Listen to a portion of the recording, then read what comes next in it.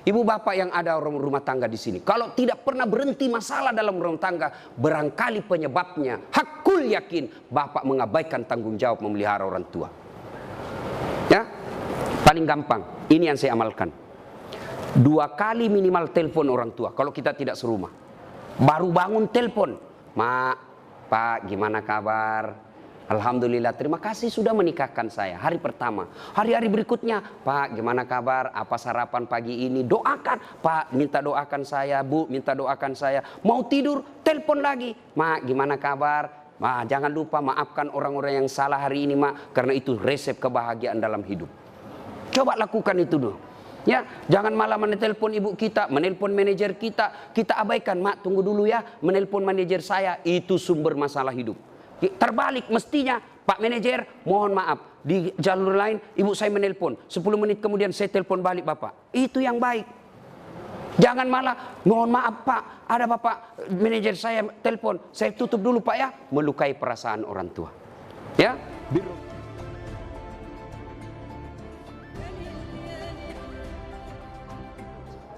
faqad qala Allah subhanahu wa ta'ala fi kitabil karim wa huwa asdaul qailin. A'udzu billahi minasyaitonir rajim. Bismillahirrahmanirrahim. Ya ayyuhalladzina amanu dukhulu fis-silmi kaffatan wa la tattabi'u khutuwatis syaitan innahu lakum adu mubin. Wahai orang-orang yang beriman, masuklah engkau ke dalam Islam secara sempurna dan janganlah engkau ikuti langkah-langkah setan, karena sesungguhnya setan itu musuh yang nyata bagi kalian. Dan saat kita ceramah seperti ini, jangan pikir tidak ada setan di tengah-tengah kita. Ada setan yang ada di tengah-tengah kita. Setannya bukan pocong, setannya bukan kuntilanak, tapi apa setan yang ada di tengah-tengah kita? Bentuknya handphone. Orang sudah ceramah masih sibuk dia menggesek. Itu setan itu ya. Simpan dulu HP-nya, sebentar kita selfie-selfie. Sebentar ya, kita dengar dulu nasihat. Insya Allah ini manfaat. Bukan nasihat dari Dasat Latif, tapi ini nasihat dari agama untuk membina perkawinan kita. Ibu bapak, saudara-saudara sekalian, teristimewa yang saya hormati pengantin baru Adinda Andi Windy Maulia dan Adinda Muhammad Gali Clay. Ya, Gel. Ya, karena kalau di Sulawesi saya baca bahasa Sulawesi ini lain artinya. Ya, gele. Makanya saya kasihkan jadi gel saja toh, kalau jadi bahasa Sulawesi bahaya. Ya, yang insya Allah dimuliakan dan dirahmati oleh Allah Subhanahu wa taala, teristimewa yang punya acara pada Bapak Kombes Pol Andi Rian Jayadi beserta istri, yang insya Allah dimuliakan dan dirahmati oleh Allah Subhanahu wa taala. Ananda pengantin, pertama kita harus tahu dulu apa hukumnya nikah. Ya, ada nikah yang haram, ada nikah yang wajib. Yang haram itu yang bagaimana? Yang tidak mampu, baik secara materi maupun secara psikis. Homo, ya, gay, penyuka sesama laki-laki, tidak senang sama perempuan. Kalau dia menikah sama perempuan malah hancur, ini perempuan tidak pernah rasakan kebutuhan psikis, maka dia haram untuk menikah. Atau lesbi, penyuka sesama laki-laki perempuan, dan ini semakin banyak dan mereka eksis. Ya, ini haram. Ya. Kemudian yang wajib. Siapa yang wajib? Sudah mampu secara materi, kemudian mampu secara fisik, lalu dia juga nyerempet persinahan. Ini wajib. Siapa mereka? Sudah punya kerja, sudah punya penghasilan, sudah mapan, selalu bawa ceweknya ke sana kemari. Itu dosa kalau dia menikah. Maka dengar ini, yang jomblo-jomblo fisabilillah, kalian juga yang sudah pacaran, dengar ini baik-baik, nikah cepat. Dengar ini cewek-cewek, dipacari 3 tahun tidak dinikah-nikahin, rugi kamu. Motor aja 1 tahun dicicil sudah lunas, masa kamu dipacari 3 tahun tidak dinikah-nikahi? Maka saya hormat sama laki-laki ini, masih muda, berani untuk menikah. Tidak semua laki-laki berani untuk menikah. Termasuk kalian yang bawa pacar tapi sampai sekarang tidak menikahi pacarnya. Siapa suruh kau undang saya? Ya, ini hebat ini. Benar dek. Betul, kau berani, masih muda. Mertuamu polisi pula. Istrimu orang Bugis pula. Oh, luar biasa, Pak. Saya perlu kasih tahu apa artinya itu tenrisau. Itu bahasa Bugis, kalau bahasa Indonesianya tenrisau itu tak terkalahkan. Maka siap-siaplah kau menaklukkan orang yang tidak terkalahkan. Ya? Itu bahasa Bugis. Orang Bugis kasih nama itu ada filosofinya. Tenrisau, tenriteta. Kalau tenriteta itu tidak bisa dilewatin. Nah, ini tenrisau ini artinya tak terkalahkan. Ya, itu yang pertama, lurus itu hukum menikah. Yang kedua yang perlu kita paham untuk nasihat kita, luruskan niat. Nikah itu jangan macam-macam niatnya. Niat apa? Melaksanakan syariat Islam. Niat apa? Mengikuti sunnah Nabi. Karena Nabi katakan siapa yang sudah mampu lalu dia tidak mau menikah, falaisa minni, bukan bagian dari umatku. Dengar ini baik-baik. Ya, maka luruskan niat. Menikah itu kata Nabi, nikahi seseorang karena 4 hal. Ya, ini bagi adik-adik yang belum mau menikah lagi pusing cari jodoh. Kata Nabi, nikahi seseorang karena 1, kalau kau laki-laki. Nikahilah dia karena kecantikannya. Perlu cantik. Kenapa? Dia 24 jam di depanmu. Kau pulang kerja, ya ada lagi dia. Kau mau tidur, dia lagi di depanmu. Kau mau makan, ya ada lagi dia. Kalau dia jelek, cepat bosan. Akhirnya ganti casing. Tapi cantik ini penting, tapi tidak boleh prioritas. Kenapa? Cantik ada batasnya. Apalagi zaman sekarang. Cantik betul di medsos, ternyata kamera 360. Cantik itu penting, tapi tidak boleh prioritas. Kenapa? Sweet sepenting, 20 tahun cantik, tapi 70 tahun tidak cantik lagi. Maka kalau motif utamamu cantik, maka akan pudar cintamu. Alhamdulillah istrimu cantik, bos. Alhamdulillah. Ya, 2. Kata Nabi, nikahilah dia karena kekayaannya. Islam tidak dilarang mencari orang kaya, tapi yang dilarang materialistik. Apa itu materialistik? Menghalalkan segala cara untuk mendapatkannya. Beda agama, karena banyak uangnya dia pilih. Itu namanya materialistik. Tapi cari orang kaya tidak dilarang. Tapi jangan sampai kau tidak menikah karena kau takut miskin.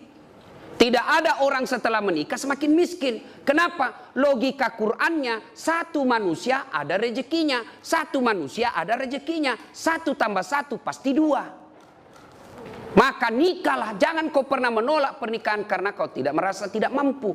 Saya miskin, maka kau akan miskin selama-lamanya. Karena Allah jelaskan, ana inda sanni abdi bi. Saya tergantung sangkanya hambaku. Kalau saya sangka, kalau dia sangka telah makin kaya setelah menikah, saya kasih kaya kau.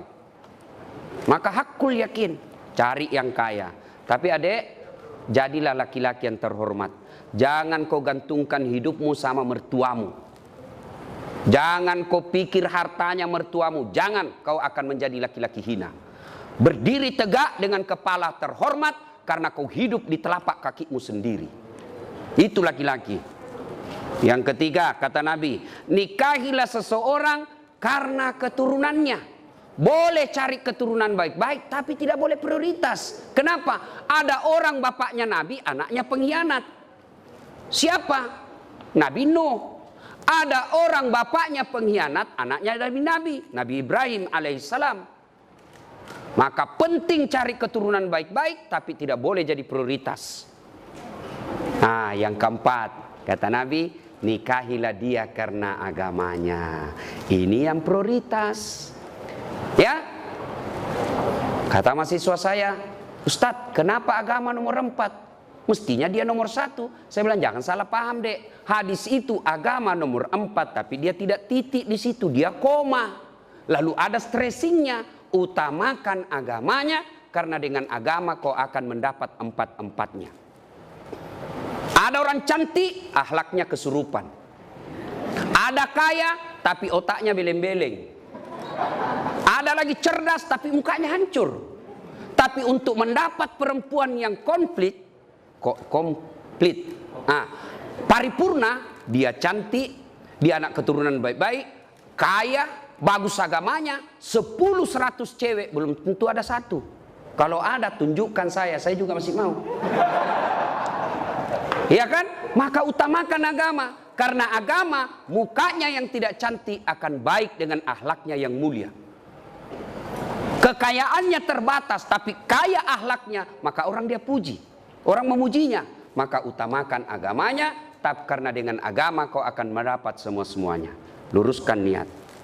Yang ketiga yang ingin saya sampaikan. Setelah ijab kabul ini, Dek, percayalah tidak ada keluarga yang tidak ada masalahnya. Ini semua ini. Muka-muka penuh masalah rumah tangga ini semua. Ya kan? Iya, percaya.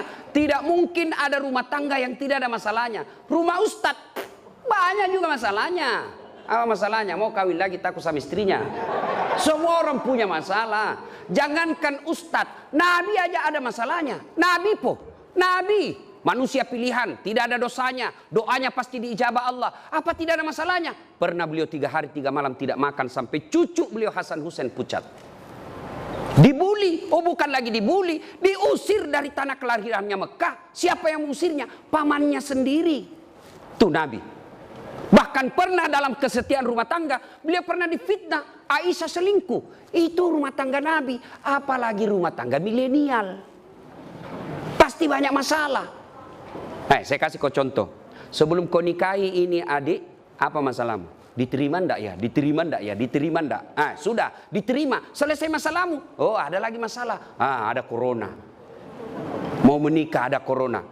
Ya, selesai menikah seperti ini, apa selesai masalah? Muncul masalah baru, mau punya rumah. Sudah punya rumah, selesai masalah, mau punya anak. Tidak ada orang tidak ada masalah. Saya kasih lagi contoh. Istri cantik, kau kira bukan masalah? Istri cantik digoda orang. Apalagi kalau suaminya jelek. Lebih masalah lagi tuh, bos.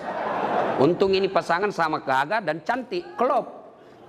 Berarti bagus kalau jelek istri, Ustaz. Istri jelek dihina orang. Kita lagi yang malu jalan sama dia. Pergi pesta pengantin duluan aja, Dek, nanti saya menyusul.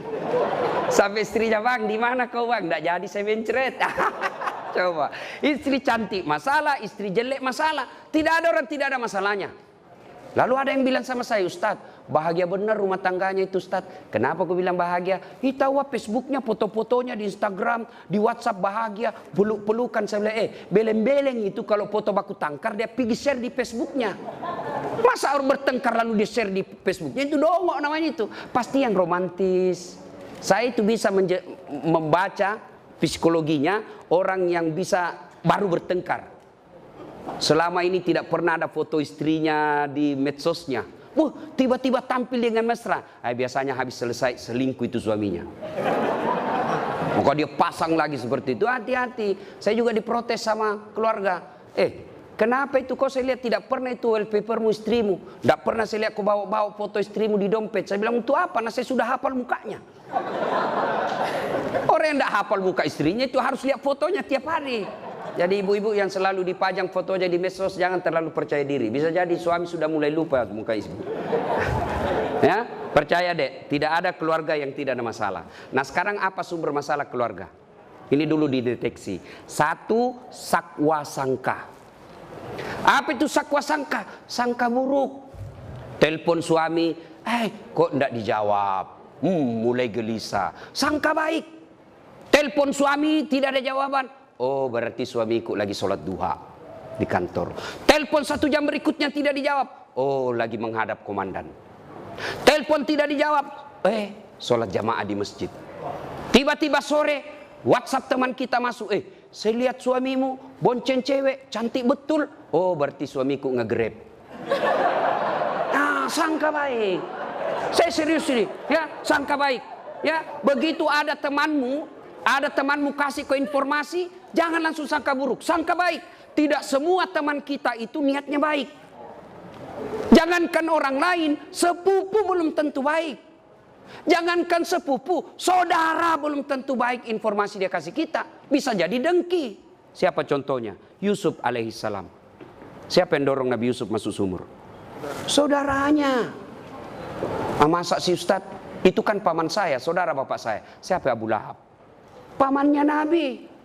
Masa dia mau jahat sama keluarga saya, Ustaz? Dia kan masih sepupu satu kali sama saya. Abu Sofyan itu sepupu satu kali. Jadi ketika kau terima informasi, jangan telan bulat-bulat. Itu yang orang wartawan bilang check and recheck. Bahasa agamanya tabayun. Karena belum tentu informasi yang kita terima benar. Betul dia bonceng cewek, ternyata yang dibonceng itu adalah orang yang mogok motornya dan dia perlu pertolongan baik-baik. Maka dia akhlak baik itu suami. Ketika kita sangka buruk, tidak pernah tenang. 3 tahun berkeluarga, tidak punya anak. Akhirnya di tahun keempat dia pergi periksa ke dokter ahli kandungan. Tes. Ternyata kata Pak Dokter, Ibu dokter, Bu, Ibu sudah terlambat 2 bulan. Senang sekali ini Bu. Dia telepon suaminya, Pak, di tahun keempat ini alhamdulillah saya sudah terlambat 2 bulan. Kata suaminya, alhamdulillah. Dia sujud syukur. Tapi Bu, tolong ya, ini rahasia berdua. Jangan kau cerita-cerita. Baik Pak, ini rahasia berdua. Beberapa hari kemudian datang petugas PLN. Assalamualaikum. Waalaikumsalam. Siapa ya Pak? PLN. Kenapa Pak? Ibu terlambat 2 bulan. Kenapa bisa dia tahu ini? Pasti suamiku lagi yang cerita. Mulai buruk sangka. Datang suaminya cari nafkah. Capek, kepanasan, kena macet. Setengah mati pakai masker. Sana terancam corona di luar. Lalu baru datang. Assalamualaikum. Apa assalamualaikum? Assalamualaikum. Pembohong memang kamu. Apalagi pembohong. Kenapa itu PLN dia tahu saya terlambat 2 bulan? Pasti kau yang cerita. Bukan demi Allah. Siapa PLN tahu? Saya tidak tahu. Kenapa PLN tahu saya terlambat 2 bulan? Dia datanglah ke PLN ini. Suaminya juga marah-marah.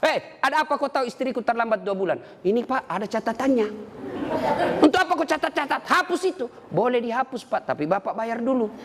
Kalau saya tidak mau bayar, ya terpaksa punyanya Bapak diputus. Kalau punya aku diputus, apa dia pakai istri saya di rumah? Ya terpaksa pakai lilin. Ini akibat sangka buruk. Ya, maka sangka baik. Semakin berkeliaran sangka buruk dalam rumah tangga dan hatimu, hakul yakin kau tidak akan pernah abadi berumah tangga. Ya? 2, penyebab masalah dalam rumah tangga, bohong. Berapa banyak rumah tangga berantakan gara-gara bohong. Bohong sekali, akhirnya apa? Menutupi kebenaran 99. Maka jangan pernah bohong. Lebih baik jujur. Saya kalau ditanya sama istriku, kenapa kau bohong? Saya sayang kau jadi saya bohong. Saya tidak mau lukai perasaan. Tapi akhirnya Allah takdirkan kau tahu apa boleh buat. Maafkan saya sayangku. Kau tetap menjadi ratu dalam istana hatiku. Oh senang sudah itu. Ya, perempuan itu dipuji, disanjung. Jangan selalu dibohongi. Ya? Nah itu kalau kau mau punya rumah tangga bahagia, jujurlah. Dan berawal dari jujur itu sampaikan saja. Dan kita juga putri cewek jangan paranoid. Telepon, di mana kau? Saya di kantor. Di mana kau? Di kantor. Coba video call. Itu yang membuat kita kadang-kala cepat mati.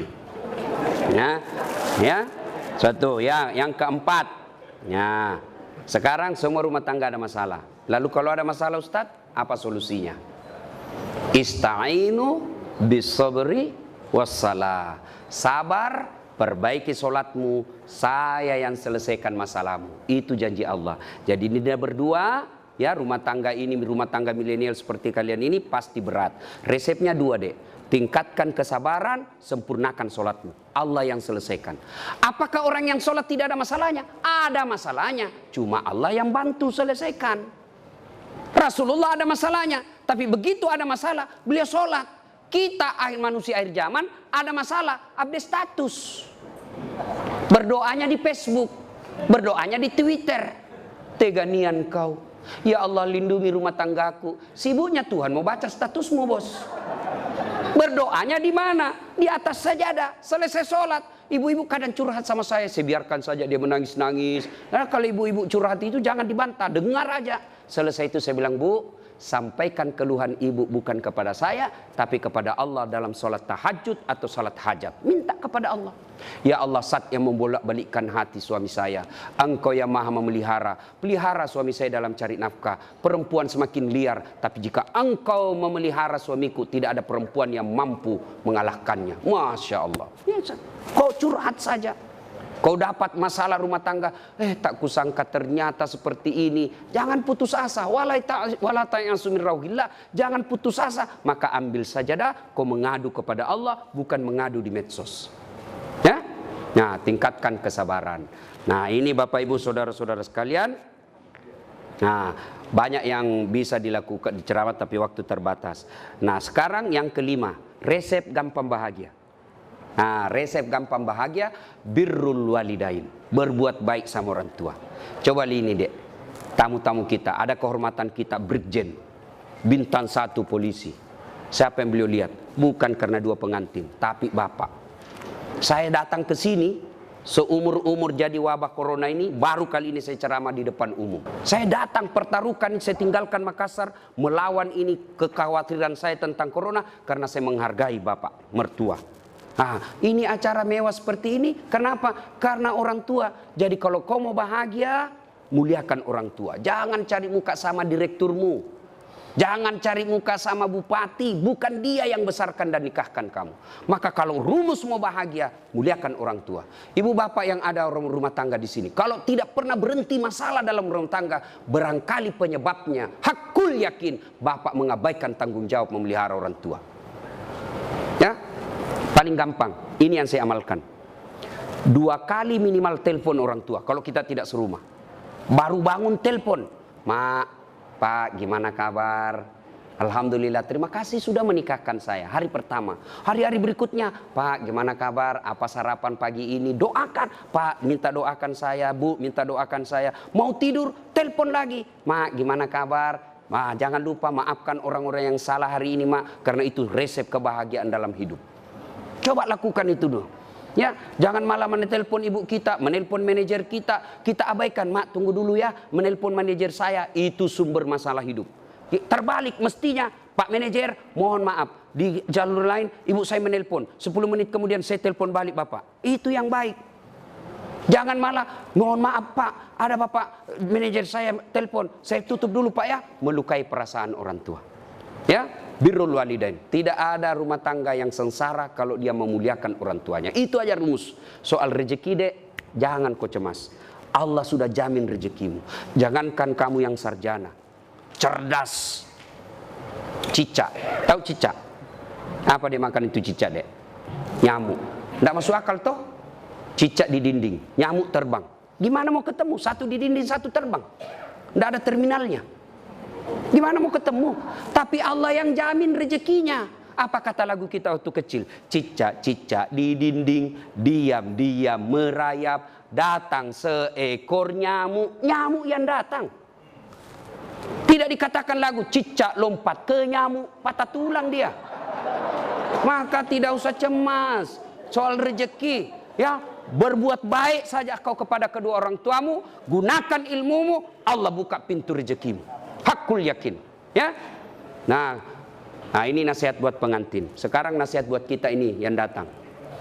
1, biasanya kalau ada cara begini banyak yang tidak sholat. Ini untuk orang Islam. Gara-gara apa? Make up, kuning, coklat, biru, krem, abu-abu. Tidak sholat. Ya, Ustadz bagaimana? Dilarang make up. Ibu-ibu kalau make up untuk bangga suami di depan samping itu ibadah. Kalau ibu make up supaya suami bangga, itu ibadah. Tapi jangan sampai make up membuat ibu tidak sholat. Bagaimana caranya Ustaz? Ibu wudhu dulu. Sudah wudhu make up. Setelah itu tahan kentut. Karena biar sudah wudhu sedikit aja Ustaz, tidak habis, tetap batal. Ya. Apalagi yang membuat perempuan banyak tidak sholat. Apalagi nih anunya, apa namanya ini? Jilbab, yang selalu saya istilahkan jilbab sakaratil maut. 3 lapis, dikasih miring sedikit, ada kayak pohon-pohon di belakang. Ya. Saya biasa lihat itu, saya bilang, belen-belen. Dia pakailah yang sempit, baju sempit, jalan setengah mati fating dulu deh dong. Coba kalau longgar, kan gak enak jalan ya. Tiba waktu sholat, hayyalah sholat. Kata suaminya, Bu, kau pergi sholat. Saya sudah umrohkan kamu 2 kali. Ini sudah mau asar, kau belum sholat. Apa kata sini? Sadar kau Pak. Saya sadar ini, saya suruh kau sholat. Kau tidak lihat ini jilbabku, 1 jam dipakai ini. Ya?